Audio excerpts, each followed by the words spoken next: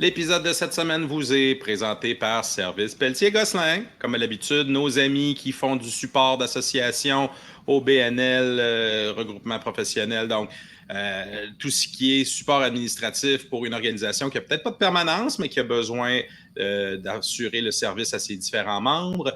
Ben, contactez-les, ça va leur faire plaisir de vous aider. Ils sont en affaires depuis des années et ils font des petits miracles. Et mon deuxième commanditaire cette semaine, c'est pas de la boisson. C'est la casquette des montagnards, version 3.0. Il nous en reste environ 9 en inventaire qui n'ont pas encore été attitrés. C'est une merveilleuse New Era 950 Snapback. Donc, contactez-nous soit sur le web et s'il en reste, on les aura au tailgate samedi prochain. Pour ceux qui en ont déjà commandé, qui en ont réservé, qui en ont payé, ben, j'ai la boîte au complet ici avec littéralement votre nom dessus. Passez nous voir au tailgate, ça va me faire plaisir de vous la remettre en main propre. Bon podcast tout le monde.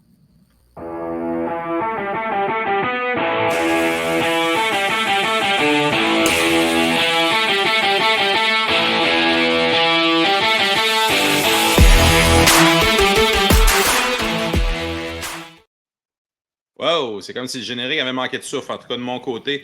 Salut tout le monde. Début de la 3e saison du podcast. On est encore en rodage. Nous autres aussi, on a un camp d'entraînement, un début de saison. Il faut s'y remettre tranquillement. Ça nous a juste pris, 3 tentatives pour réussir à en enregistrer un. Fait que, on va l'avoir, hein? On va l'avoir. Avec moi, comme à l'habitude, Tam, François, pour parler de cette pré-saison des Bleus. Sylvain est dans le bois, probablement en train de combattre des moustiques gros comme des chevreuils avec un bâton de baseball. On lui souhaite bonne chance. On espère qu'il va s'en sortir. Oh, il a déjà perdu la bataille. On ne le reverra pas. Il va jeter une grosse boursouflure quand il va revenir. Ah! Il est en train d'installer des cèdres protecteurs de mouches. À part de ça, vous avez passé un bon été tout le monde? Vous êtes en forme? Oui, ça va. Oui. Tam et moi, on a fait du bricolage cette semaine. On va vous montrer ça au tailgate la semaine prochaine. On a pimpé notre matériel. La montagnard mobile qui a débuté son évolution. Hein? On l'avait amené l'année passée, mais il y avait un petit peu trop de rouge à notre goût, même si c'était juste des bordures. Donc là, il n'y en a plus. La question des couleurs est réglée. Maintenant, on est dans le domaine de l'amélioration et quote unquote pimp my ride. C'est là qu'on est rendu avec tout ça. All right. Donc, ce qu'on voulait faire aujourd'hui, une petite présentation de l'information qu'on a récoltée sur l'édition 2023 des Carabins Football. Bon, pour ceux qui suivent ça, évidemment, vous savez que le recrutement, c'est le nerf de la guerre parce qu'il y a des joueurs qui partent, il y a des joueurs qui reviennent. Le cycle universitaire étant de 4-5 ans, il faut trouver du 109 pour pouvoir alimenter la machine de football. Donc, cette année, voici ce qu'on a réussi à retrouver. Tam, je te laisse aller avec les noms dignes de mention. Il faut savoir que notre recrutement, en termes de noms cette année, c'est une de nos plus petites cohortes de mémoire. C'est vraiment le Rouge et Or qui a tout raflé les étoilés cette année. Ça ne devrait pas nous poser trop de problèmes parce qu'on n'avait pas trop de joueurs finissants. Mais il va falloir pallier à ce problème-là l'année prochaine. Sinon, sur les joueurs, moi, celui qui retient le plus mon attention, puis je pense qu'il va faire probablement le plus d'impact rapidement sur l'alignement, c'est Simon Larose, le receveur Simon Larose. Sinon, ce qui est intéressant, c'est les transferts, je crois. On est allé chercher de la profondeur en ayant des joueurs qui ont transféré chez nous. Je pense que c'est une de nos plus grosses cohortes de transferts cette année. Je ne sais pas ce que tu en penses, François. Oui, mais ça vient combler un peu le manque. La moyenne d'âge des Carabins est immensément petite. Okay, là, à peu près tout le monde, c'est la 3e année. Donc, c'était un peu pour ça que les Carabins se sont dit cette année. Un peu comme le Rouge et Or l'avait fait l'année précédente. Hein. L'année passée, le Rouge et Or avait genre 4 personnes de recruter, puis ils sont allés chercher à la fin de l'année, on sont allés chercher un couple. Parce que, justement, eux aussi avaient une équipe extrêmement jeune. C'est notre cas, donc il n'y a pratiquement pas de perte. Donc, mais même on pouvait être déçu un peu, mais effectivement, je suis d'accord avec toi pour la Rose Akoué aussi, le petit gars de Québec. Nos 2 receveurs, je pense que nos 3 receveurs, les 3 receveurs qui ont été recrutés, qui ont été présentés lors de la dernière présentation, donc la Rose Akoué et Canal Charles, le frère de l'autre, seront rapidement mis dans le plan. On l'a vu l'année passée que les receveurs ont été une problématique l'année passée parce que la profondeur a été rapidement atteinte. Tous nos receveurs ont tombé au combat. On s'est ramassé avec le boulanger comme receveur à un moment donné et autres. On a habillé des DB. Donc, il fallait aller chercher des bons receveurs. Ces 3-là sont des bons. Et tu l'as dit, on a aussi des transferts qu'on ne s'attendait pas. Il y en a toutes les années, là, ça ne paraît pas trop. On est allé chercher un corps arrière de Guelph, qui est un ancien de Saint-Jean, un ancien du Rouge et Or. Celui qui est le plus qui m'intrigue le plus, c'est Édouard Paradis, un gros O-line qui vient de la NCAA. Celui-là, il m'intrigue. Ouais. Je ne l'ai pas vu venir et j'ai pas grand-chose contre lui, mais celui-là est quand même important. La ligne défensive a on a eu des gros recrutés sur la ligne défensive cette année. Et on avait déjà une bonne ligne. Des jolis qui sont connus. Là, pour ceux qui veulent comprendre la légende, là, étoile D1, D2, D3, c'est les 3 niveaux de football collégial au Québec. Division 1, Division 2, Division 3. Puis c'est des joueurs qui ont été étoilés, mais en même temps, un joueur étoilé dans un D2 n'est pas un chaudron pour autant.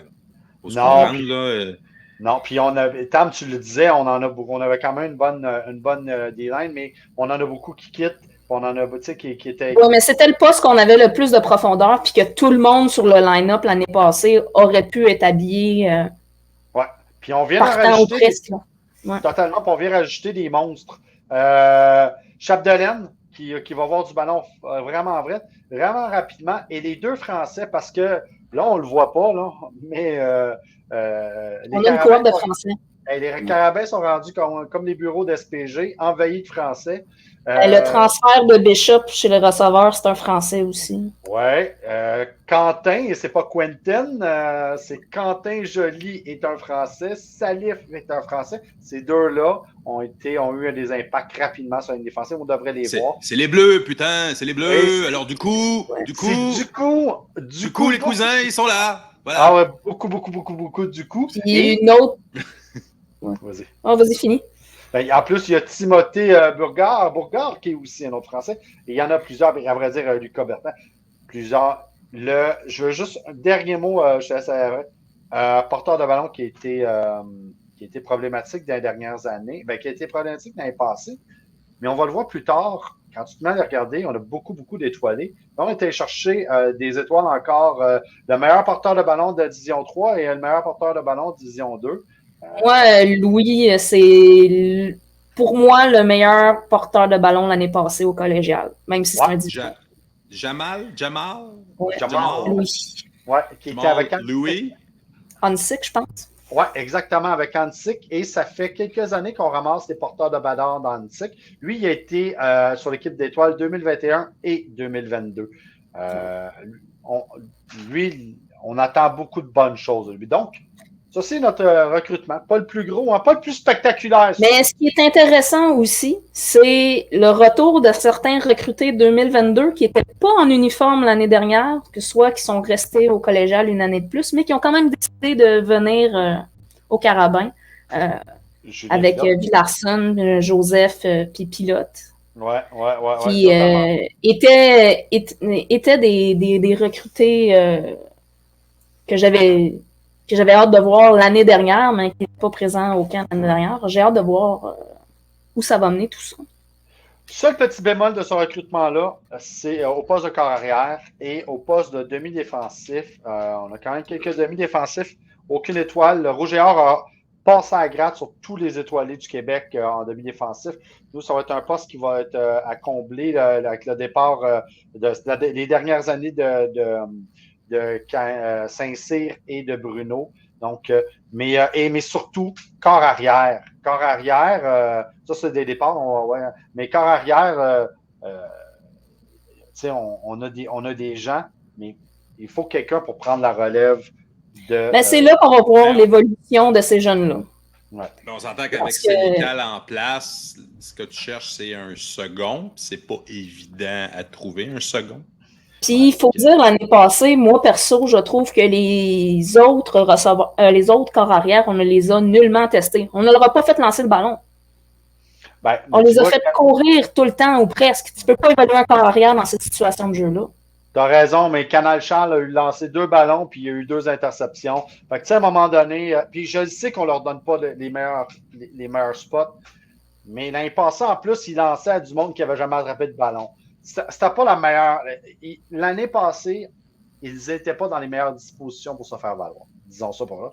Non, puis je pense qu'il y a eu une volonté aussi d'essayer d'améliorer l'unité A et qui n'a jamais nécessairement pris son envol. Puis là, ça fait en sorte que si si l'unité A ne prend pas son envol, c'est un peu embêtant de faire jouer la B. Là. Mais tu as raison, tu as totalement raison. On tombe tout de suite, tu as raison, mais tu sais, si notre attaque dépend beaucoup de Jonathan, donc il faudrait Et de notre ligne à l'attaque.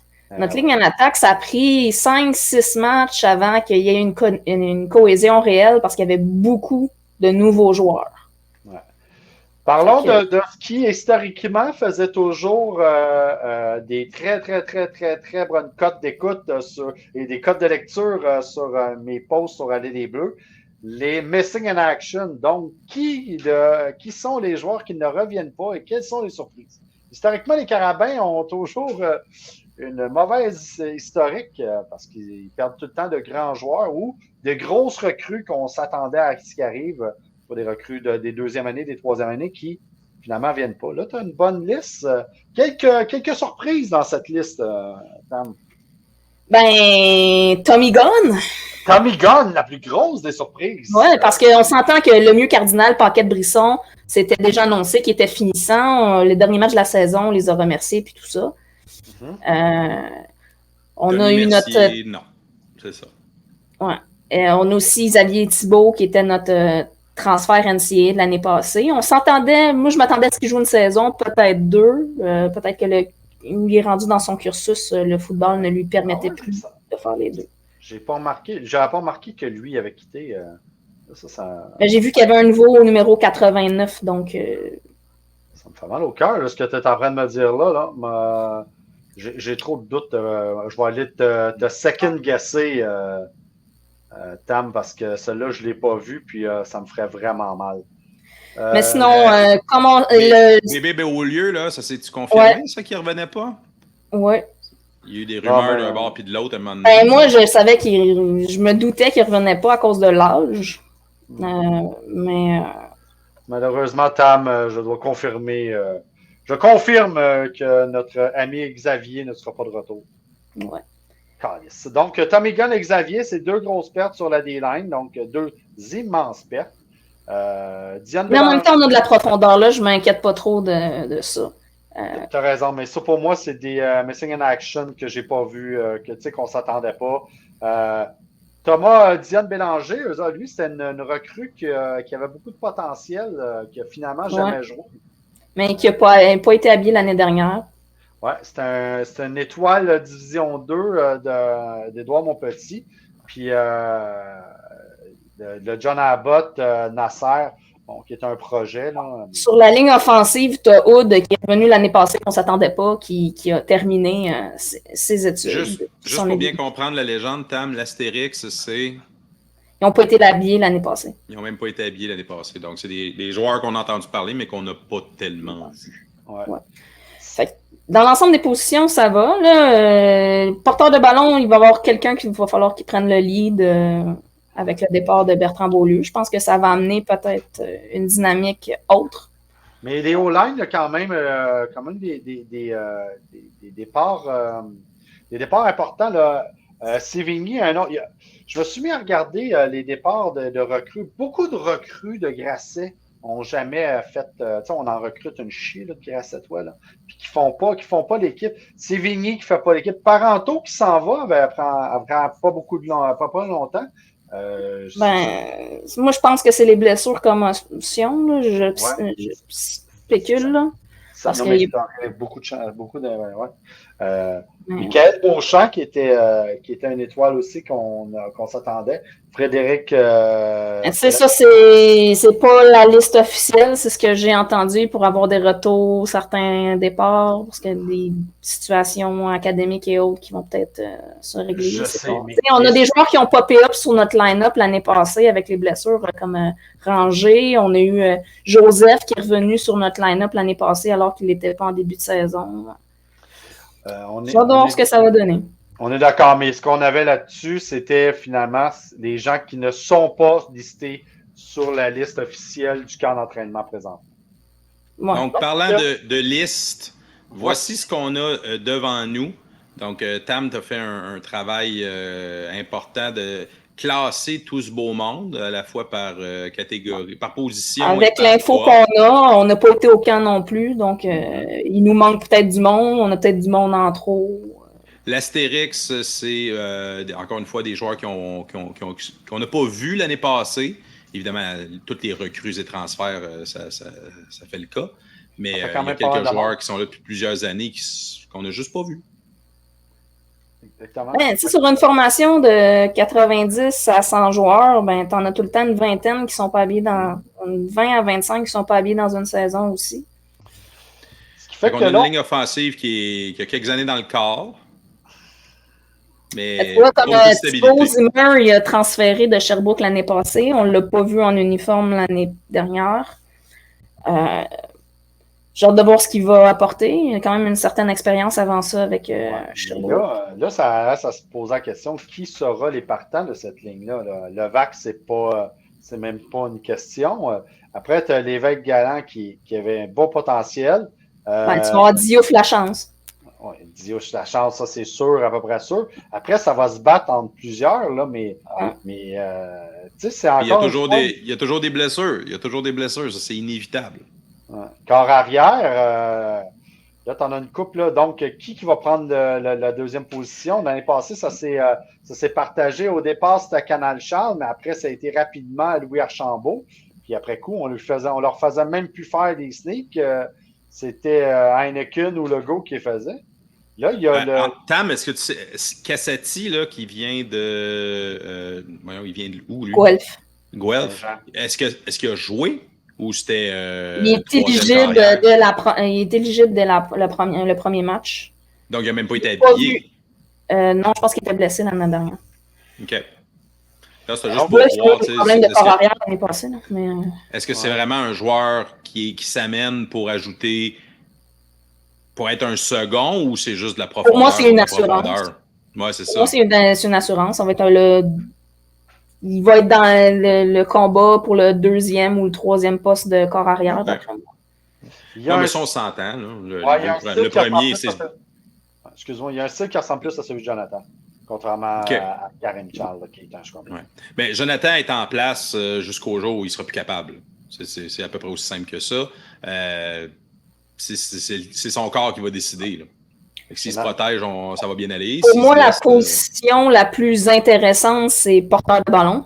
Je suis d'accord. C'est pas mal si on se fie à l'année dernière, c'est Dubois qui aurait la pole position en ce moment, avant le début du camp. Ouais, mais en même temps, on a vu un peu on n'a pas de. On n'a pas de Sean Thomas Arlington qu'on connaît encore. Peut-être qu'on l'a puis on le sait pas. Moi, je dirais plus à que les fois où notre course a fonctionné le mieux, c'est les fois où on distribuait le travail. Mais attends.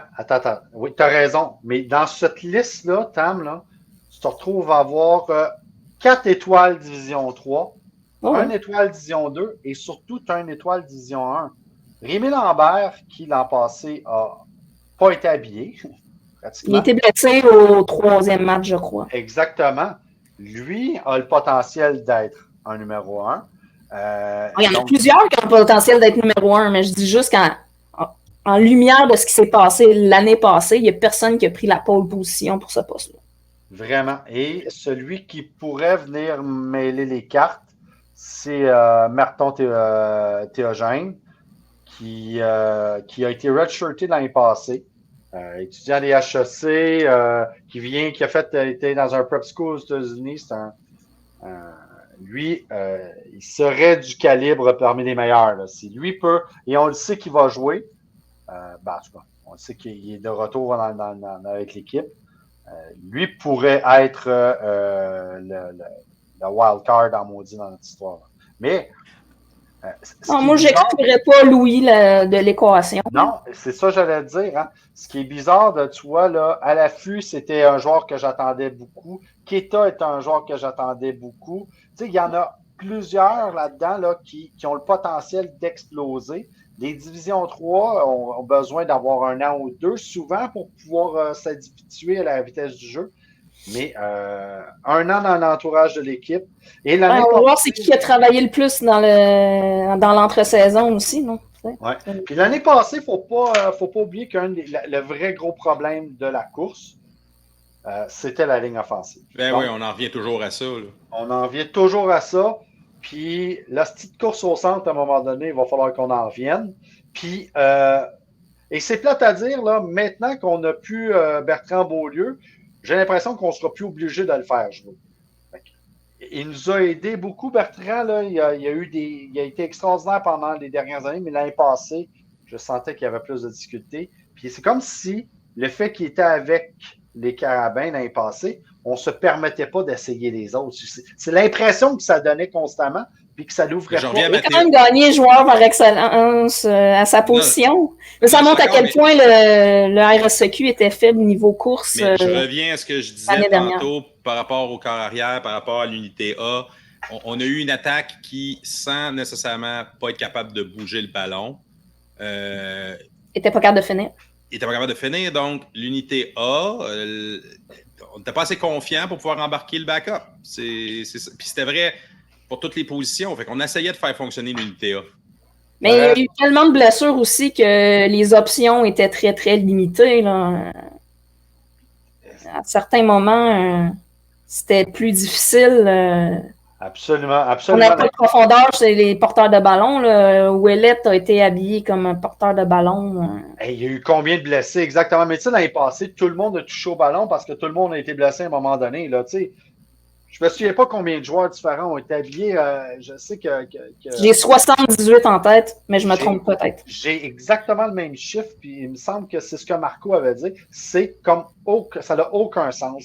Tout le monde a été blessé. Mais l'année passée, Dubois, pour revenir à ce que tu disais au départ, Dubois avait eu une belle progression. Ben, moi, je trouvais que Dubois, généralement, faisait mieux. Ouais, avec l'offensive qu'il y avait devant lui. La clé cette année, là, ça va être que notre jeu au sol fonctionne pour enlever de la pression puis enlever l'aspect prévisible de notre attaque aussi. Ouais. Ce qui va nous falloir, et j'espère qu'on en a un là-dedans, c'est un porteur de ballon un peu comme... Tu as nommé Sean Thomas, un peu comme Sean Thomas, quand il n'est pas juste un porteur de ballon. Il attrape des ballons. Il attrape des ballons. Ça devient une pièce importante du puzzle offensif. Et on l'a fait une couple de fois, pas cette année, mais l'année d'avant avec Bébé. Ça l'a ouvert souvent le jeu. C'est ce qu'il va nous falloir. On l'a fait l'année dernière, mais avec Chabot. Dans le flanc. Ouais. C'est ça. Mais ça va être vraiment le poste le plus important des porteurs de ballon, parce que l'an passé, on l'a dit, la grande problématique de l'offensive, c'était l'unidimensionnalité. Je ne sais même pas si ça se dit, mais on comprend. Je pense que oui. Unidimensionnel. Le jeu au sol ne marchait tellement pas qu'il n'y avait aucune...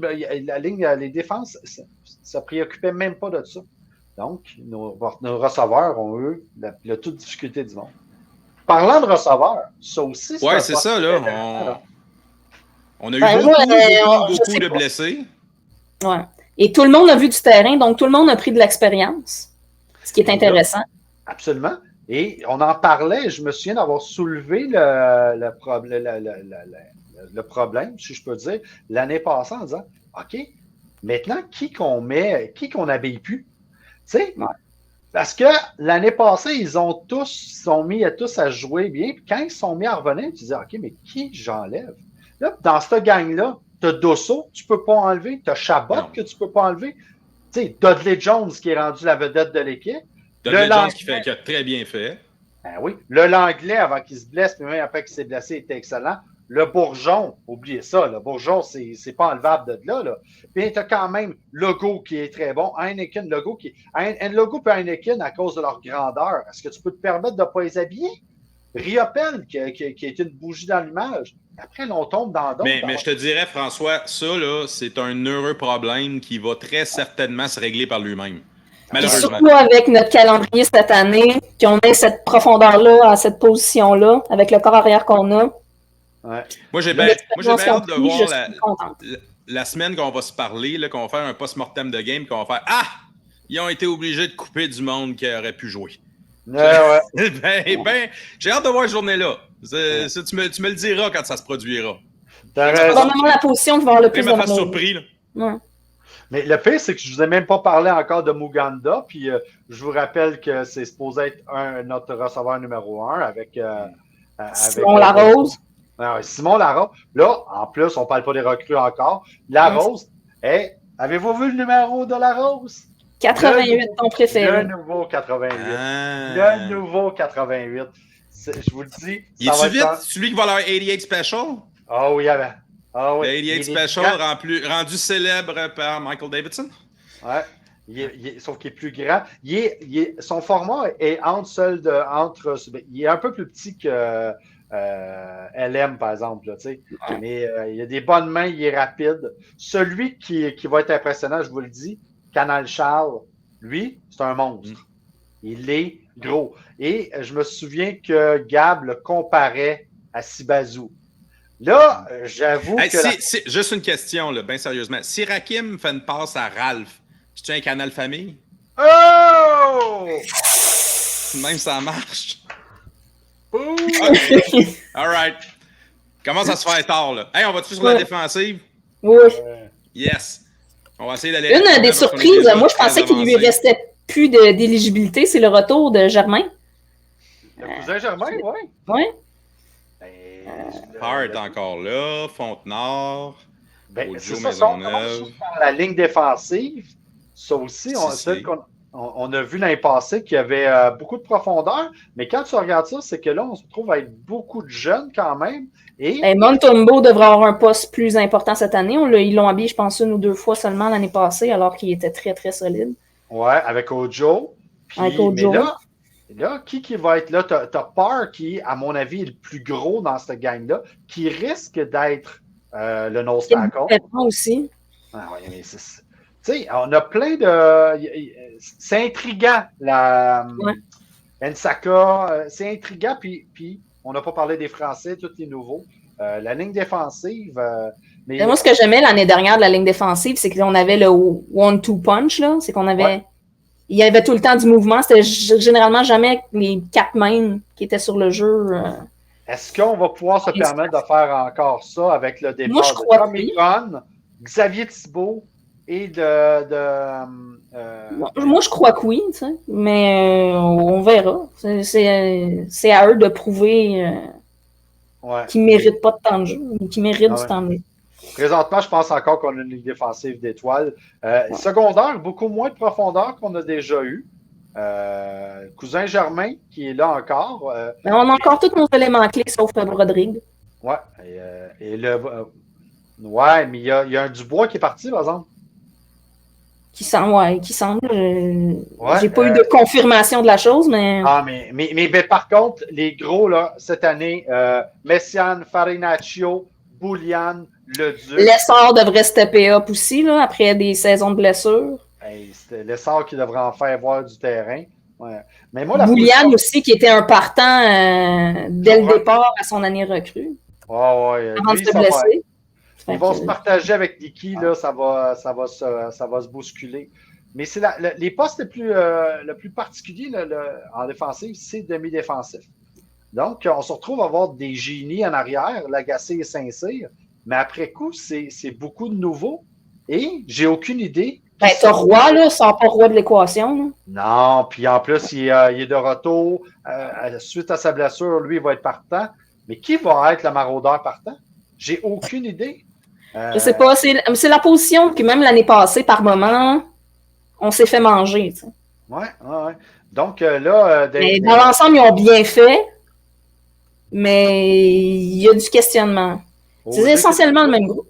Oui, c'est essentiellement, mais avec plus de profondeur, si je peux dire. Pour moi, c'est la position qu'il va falloir qu'il step up un peu. Là. Historiquement, nos demi-défensifs créaient un petit peu plus de turnover. Là. L'année passée, on a eu de la misère. On n'a pas eu tant d'interceptions, tant de. Les ballons se rendaient moins bien, mais tu as raison. Oui, aussi, là, mais. On s'est, on s'est fait, ils se sont fait damer le pion, là, les demi-défensifs, par Sherbrooke souvent, parce qu'on était agressif. La majorité du temps, c'est parce qu'il y a des blitz qui arrivent des demi-défensifs, puis qu'on se retrouve avec le corner qui est séparé, qui est tout seul avec. Ou qui est en isolation, c'est ça souvent l'astuce. Il y a une autre question, est-ce qu'on va y aller à 2 botteurs cette année? C'est vrai. Bonne question. On entend de bonnes choses d'Étienne Jacques. Mais est-ce que Boyer va avoir steppé up sa game un peu? Est-ce qu'on a vu Benadi l'année passée? Ben, il était habillé à la Dunsmore. Oui, parce que ça me disait rien. Moi j'ai vu qu'il était habillé sur la Dunsmore. Est-ce que c'est une erreur de calligraphie du site du RSEQ et des statistiques? Je sais pas. Oui, je sais qu'il était blessé une bonne partie de la saison. Fait que je pense que ça a enlevé une Parce que option. je pense que c'est quand tu arrives au niveau demi-finale nationale que là, le line-up explose, puis tu peux habiller sans dire n'importe qui, tu peux n'habiller plus, me semble. Non. C'est le contraire, moi. C'est le contraire. C'est le contraire, c'est trop de moins. Tu réduis. Ouais. Ah, bon, tu vois. Qu'est-ce que j'en sais? Ben, je sais pas. Mais, hey, on va-tu voir nos match-ups de la semaine? Parce que là, ça commence pour vrai. Il y a des. Avant, j'aimerais qu'on finisse, parce que je pense que c'est un élément clé sur les changements d'entraîneur, parce que ça devrait amener du changement sur notre livre de jeu. En tout cas, je l'espère. Oui, gros changement. Dès le départ de l'année, Gladiateur Charmant qui se fait, que son contrat n'est pas renouvelé. Celle-là, on va se dire personne ne le veut venir. Mm-hmm. Mais rapidement a été récupéré par, on va le voir tantôt, mais récupéré. Olivier Fréchette-Lemire n'était déjà plus officiellement coach, mais était toujours dans l'entourage de l'équipe. Billy Jean a été rapatrié avec les Alouettes. Danny a tendance à nous chercher dans son club école. Et, par contre, des gens de talent sont arrivés pour remplacer. C'est pas son remplacement, mais en tout cas, en défensive, l'arrivée du tout nouveau, pas chômeur, le nouveau retraité du football. Le nouveau retraité du football professionnel. Notre numéro 24 original, le 24 original, Antoine Pruneau, qui va s'occuper des demi-défensifs. Si coach comme il joue, ça va être intense en ici. Ça n'arrêtera jamais. Moi, je te confirme que les échos qui me viennent du camp, c'est qu'il est aussi intense et qu'il court partout sur le terrain. Le contraire m'aurait déçu. Donc, il s'occupe des demi-défensifs et aussi, il est coordonnateur défensif adjoint. Ça, c'est une belle. La plus belle surprise, c'est Rémi, le retour de Rémi. Rémi qui avait postulé sur le poste de Pronovo. Dès qu'il avait quitté, Rémi est un coach naturel. Là. Il va toujours coacher. On le savait dès qu'il était joueur, même quand il était joueur, il était le capitaine de l'équipe, puis c'était un tacticien. Puis il avait tout de suite postulé pour avoir le poste de Pronovo. Puis c'était Pronovo qui était avec Sherbrooke qui l'a eu. Et Rémi avait été engagé à Sherbrooke pour coordonnateur de la O-line. Rapidement devenu coordonnateur défensif. S'est ramassé après à Saint-Jean comme coordonnateur défensif aussi. Une expérience de football, c'est une taille de football excellente. Mais là, il s'en vient avec un poste particulier, celui de coordonné de recrutement. Il va faire un peu ce que Mathieu Bertrand fait cette année avec le Rouge et Or, ce qui veut dire être vraiment la personne qui va gérer et qui va spotter tout le monde, puis qui va faire les premiers contacts, il va évaluer les besoins présents, futurs de l'équipe. Et en même temps. Et les méthodes de recrutement aussi. Et de présenter l'équipe au potentiel recruté, là. Ça, c'est pas rien. Là. C'est le nerf de la guerre. Là. Et Tam a raison. Et de créer aussi des méthodes. C'est un intellectuel, c'est un tacticien, c'est une personne extrêmement brillante. Moi, je pense que ça c'est à long terme, là, lui, Moi, avec ces arrivées-là, sans oublier Félix, j'espère voir de la nouveauté sur l'attaque et de mieux exploiter les forces de Sénégal. Je suis d'accord. Je suis d'accord beaucoup. Rémi va s'occuper des porteurs de ballon parce que depuis le départ de Hogan, c'est Billy qui s'en occupait, mais les gens, bien que Giguère, c'est pas son poste non plus, là. C'est pas ça qu'il a joué, mais là, ça a peut-être aidé beaucoup justement pour les porteurs de ballon. Félix Stacey-Wendell, une autre tête de football à l'attaque qui vient assister. On va avoir beaucoup de bonnes têtes à l'attaque qui va venir. En fait, lui, il vient un peu remplacer ce qu'on dit depuis 2 ans, qu'on a besoin d'une personne de plus à l'attaque.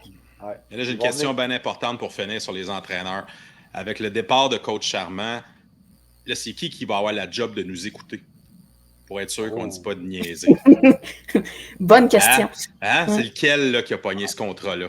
Je ne sais pas, mais je pense que Vlad va continuer à nous écouter. Ouais, j'ai cette impression-là aussi. J'ai pas l'impression que coach Glad va continuer à nous aider. De toute façon, on l'aimait, coach Glad. Son départ aussi, notre ligne défensive va avoir l'air de quoi? Puis son départ va entraîner quoi aussi? C'est qui va prendre le lead? Est-ce qu'il va y avoir des changements sur les côtés tactiques? Il y a des choses qui sont dans le secret des dieux. Au-delà de ça... je vous le dis tout de suite, c'est JS Black qui est maintenant le nouveau coach de la ligne défensive. Ah ben, mais avec ces changements-là aussi, c'est qu'ils connaissent notre livre de jeu en profondeur aussi. Donc, il va falloir apporter un peu de changement pour ne pas se faire prendre. Exactement. Donc, c'est ça. Prévisible, en fait. Attends, il y a juste d'autres petites arrivées là, qui sont un peu moins. Il y a donc JS Black qui va s'occuper maintenant de la ligne défensive. Secondaire, assistant-entraîneur de secondaire, c'est William Perrier qui va maintenant aider. Il vient juste de finir son parcours avec nous. Absolument.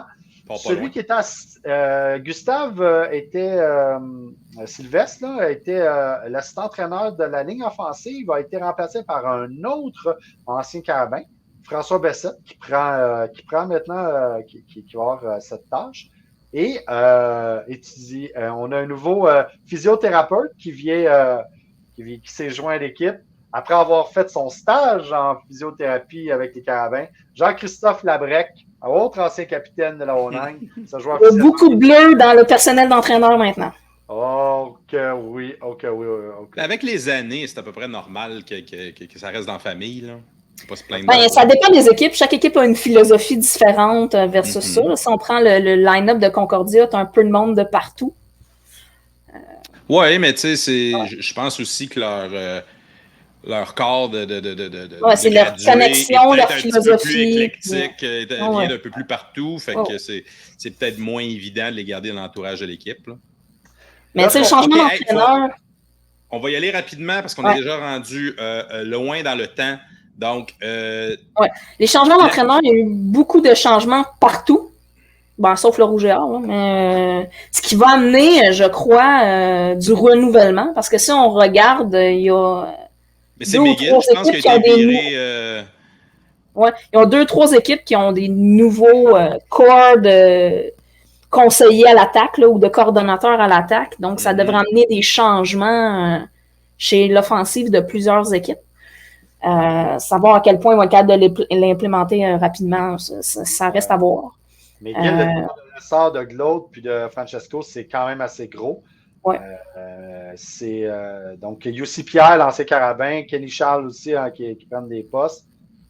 Juste comme tu dis, il y a peine à part au GA qui a juste Keane qui a fait que passer au collégial puis qui arrive. Un des gros ajouts, on le parlait tantôt. Tam, on parlait. C'est les Stingers. Les Stingers ont sorti le portefeuille parce qu'ils ont fait beaucoup, beaucoup d'embauches. Ils ont rajouté, je pense, 30% à leur personnel. On va prendre des plus grosses lignes de côté. Ah oui. Il y a maintenant plus de chefs que d'Indiens maintenant à Concordia. Ils perdent 2 gros joueurs, Filion puis Montjoie.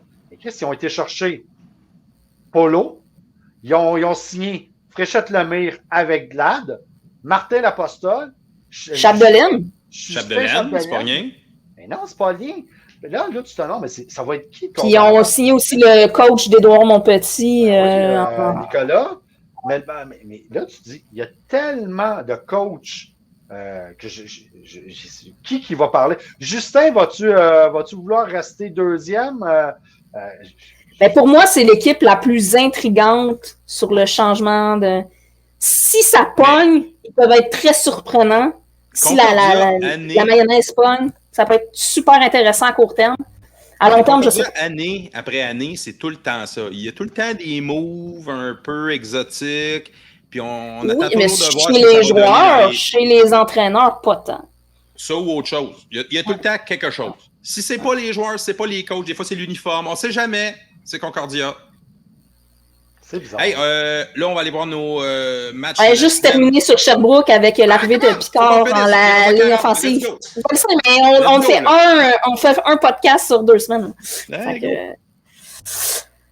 Sinon.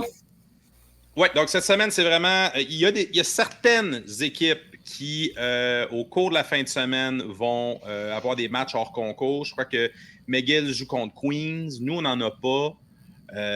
Donc, ce que vous avez à l'écran, c'est le classement de la saison dernière. Oui, on enregistre le vendredi 18 août pour ceux qui vont nous écouter au cours de la semaine prochaine. Excellent. Donc, là, on parle vraiment de l'ouverture de saison. Donc, le Rouge et Or s'en va à Sherbrooke. Et le match télédiffusé à TVA Sport, qui est un vendredi. Absolument.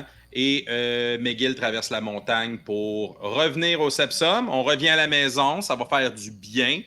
Parce que le terrain de camping avec l'eau close, c'était correct, là, mais on a eu notre dose, je pense. Fait que ça va. Et puis, la semaine suivante, les Carabins commencent. On n'est pas obligé d'en parler maintenant. Là. Mais ils commenceront sur la route à ce moment-là. Donc, on a 2-2 à partir de la semaine prochaine. McGill contre Carabins, c'est le samedi. Ouais. Et pas télédiffusé, donc achetez vos billets et pointez-vous au Sepsum. Absolument. Donc, je crois que ça fait le tour pour nous pour cette semaine. S'il y a quoi de mémorable, on pourra revenir en Game Preview la semaine prochaine. Pour vous joindre aux Montagnards, inscription $40 pour la saison. Donc, il y aura des consommables. Je vais vous avouer qu'au niveau commanditaire, on travaille encore là-dessus, mais il y aura des consommables à chaque match. On va s'en assurer. Vous pouvez nous suivre sur Facebook, X, Instagram et Trends. C'est ça le nouveau, là? Le Twitter de Google? Hein, c'est ça, je suis en train de... Le Twitter de Facebook? Twitter de Facebook. @ Montagnard MTL sur YouTube, Les Montagnards Montréal. N'oubliez pas de nous contacter pour les merveilleuses casquettes. C'était le podcast L'Écho des Montagnards présenté par SPG. Bonne fin de semaine tout le monde.